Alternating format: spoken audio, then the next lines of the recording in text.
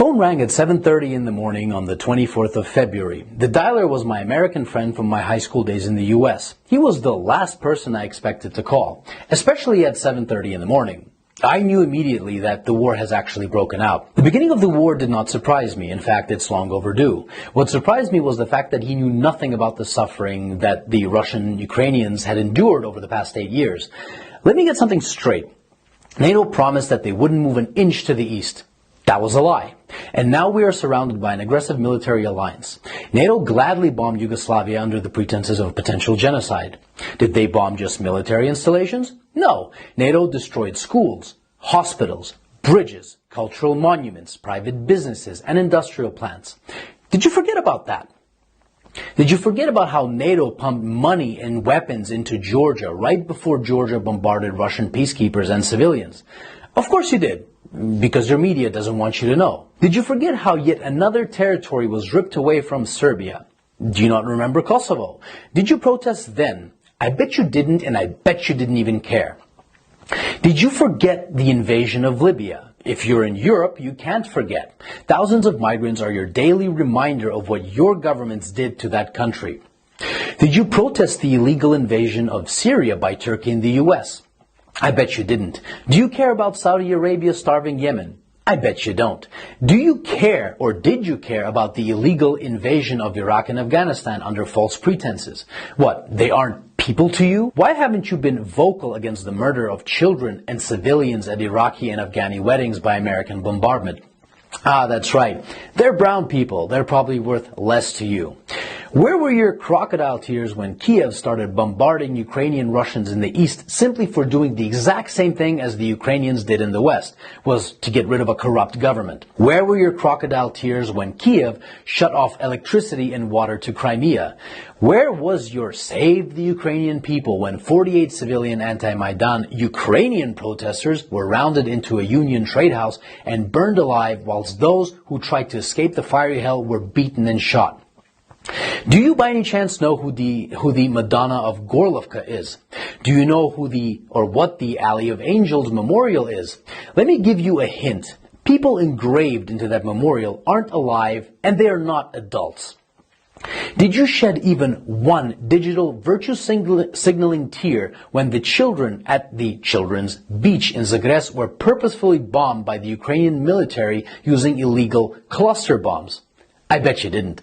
But that's okay.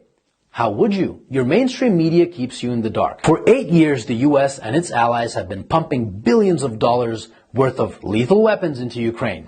For 8 years, the Ukrainians have been waging a war with their own people in the east.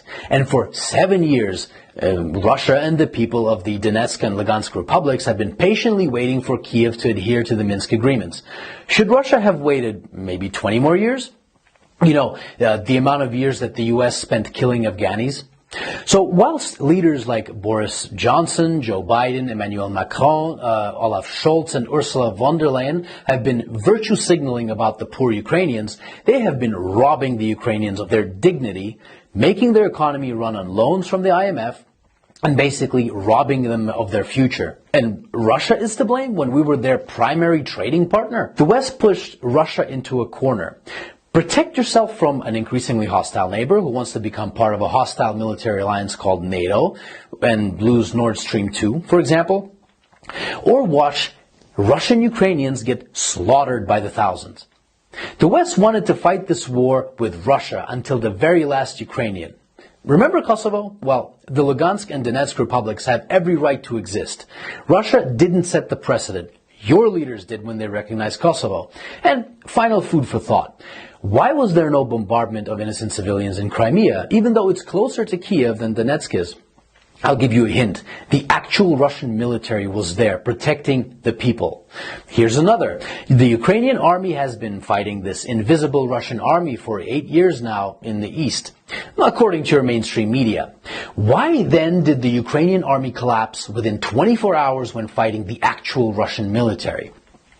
And since it did, what do you think your tax dollars were doing in Ukraine? That's right. Your tax dollars were used by Ukrainians in the West to kill Ukrainians in the East, and you didn't give a flying fuck about it. So if you haven't been following this conflict from day one and now you put the blue and yellow flag on your photo, wipe away your crocodile tears, please, and find out why your governments have been supporting those who have made a Nazi criminal, Stepan Bandera, their national war hero. Don't expect a good result from pushing a bear and the dragon into a corner. And definitely don't be surprised when that bear and that dragon begin pushing back. So if you haven't been crying for the collectively millions of dead Iraqis, Afghanis, Syrians, Libyans, Yugoslavians, and East Ukrainians these past 20 years, but you're crying crocodile tears for Ukrainian military installations, wipe them away and think about what your governments have been doing and what they're still doing. And I hope that this 8-year story of a war started by a criminal Ukrainian government against its own people can finally come to an end, and Ukrainians and Russians can finally live in peace.